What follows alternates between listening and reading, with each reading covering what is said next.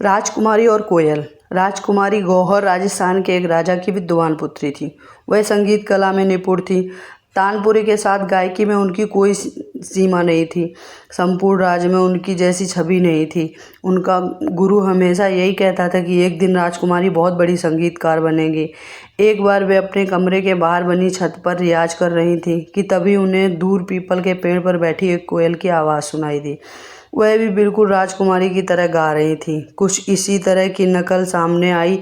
राजकुमारी को बड़ा ताज्जुब हुआ और गुस्सा भी आया। वह कोयल फूटी आंख नहीं सुहा रही थी उसकी इतनी कि वो मेरी नकल उतारे। राजकुमारी ने मन ही मन सोचा, सेनापति तुरंत उस गुस्ताख कोयल को पकड़कर मेरे सामने हाजिर हो जाएं। राजकुमारी ने फरमान जारी कर दिया। आनन फानन में एक सिपाही भेजा गया और उस पेड़ पर बैठी कोयल को पकड़कर लाया गया। वह एक बेहतरीन पक्षी था। उसका रुबाब भी स्वीकार्य था। काले चमकदार रंग और सुरीली आवाज़ की ध्वनि उस कोयल ने दरबार में उपस्थित सभी को अचंभित कर दिया। राजा ने उससे पूछा कि वह कौन है और कहाँ से आया है। वह राजकुमारी की तरह कैसे गाता है। महाराज, मैं राजकुमारी को मेरा प्रणाम। वह मानवीय भाषा में बोल रहा था। मैं हिमालय के उस पार के देश से आया हूँ। वहाँ मेरे गुरु पशुपतिनाथ विराजते हैं। वे हम पशु पक्षियों के गुरु हैं। मैं पिछले कई सालों से उनके पास रहकर संगीत की शिक्षा ले रहा हूँ। मेरे गुरु ने मुझे आपके पास भेजा। राजकुमारी जी, किस उद्देश्य से तुम हमारे राज्य में आए हो? तुरंत बताएं। राजा ने कोयल से पूछा। आपकी बेटी ने मुझे आगे की विद्या सिखानी है। कोयल बोला। हमारी ही बेटी से क्यों? राजा ने पूछा। वह आपको समय आने पर पता चल जाएगा महाराज, मुझ पर विश्वास करें, कोयल ने विनती की। महाराज ने उसे आज्ञा दी। वह राजकुमारी की छत पर के पास लगे आम के वृक्ष की डाली पर रहने लगा। जब भी राजकुमारी गौहर रियाज करने के लिए छत पर आती तो वह कोयल भी पेड़ की डाली पर बैठे बैठे उनके साथ गाने लगता था।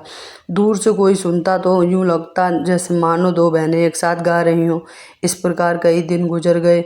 फिर बरसात का मौसम आ गया। चारों ओर काले काले बादल छा गए। राजकुमारी और कोयल राग मेघ मल्हार गाने लगी। उनके स्वर लहरियां मेघों से टकराकर उनके प्रतिध्वनि कर रही थीं। इतनी कि जोर से बारिश होने लगी और जैसे जैसे बरसात का पानी कोयल के शरीर पर गिर रहा था उनका रंग भी उजाला होने लगा। वह श्याम रंग से सफ़ेद परिधान में एक राजकुमार के आधुनिक होने लगा। कुछ ही देर में वह कोयल एक अतिशय शोभामान गंधर्व राजकुमार के रूपांतरित हो गया। राजकुमारी अपनी सुध-बुध खो उसे देखती रही। बस राजा और रानी भी वहाँ आ गए। उन्होंने इस दृश्य को देखा तो हतप्रभ हो गए। वह उस राजकुमार का परिचय जानना चाहते थे। तब राजकुमार ने उन्हें अपनी आप बीती सुनाई कि वह कैसे इंद्र द्वारा शापित हो गया था। जहाँ वह इंद्र के प्रतिवार में एक राजा गायक था। उस राजगायक था, उसे अपनी आवाज़ पर बहुत अहंकार हो गया था। वह अपने आगे सभी को ज्ञात था। तब इंद्र ने उसे कोयल के रूप में हिमालय के बर्फीले देश में जाने को कहा, जहाँ वह अकेले ही अपनी आवाज़ सुनते रहते थे। चूँकि अब वह श्राप मुक्त हो गए हैं, क्योंकि उनकी सभी से अनुमति मांगी और वापस स्वर्ग की ओर प्रस्थान कर दिया। Like, subscribe and share please.